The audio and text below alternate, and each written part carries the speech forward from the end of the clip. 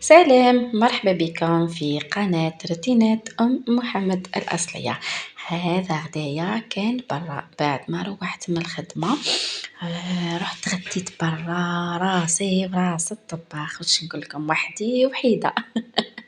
هيا من بعد تعديت لسوفيغيت والمرشي ودرت حالة اليوم، قضيت شوية ديسير للأولاد. قضيت شوية سقايط هكذا، قلت الليلة ندير بيه مسهرة لوليداتي. هذه كانت لا سواغي تاع نهار الخميس. بعد ما فرزت هذاك القضيان كامل، هيا رحت درت ميناج خفيف ظريف باش بالجمعة تصبح لي الدنيا كامل نظيفة.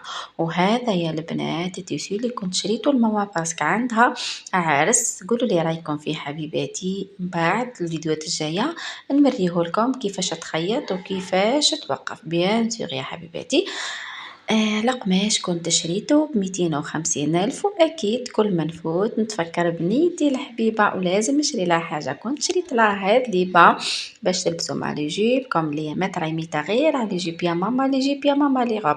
من بعد قلت لكم رحت درت فيها ميناج، هنا ولدي كان يلعب وبنتي عطيت لها شوية تقرا. ميناج خفيف، قلت لكم انا بالجمعة نحب نصبح الدنيا تاعي نظيفة وكل حاجة.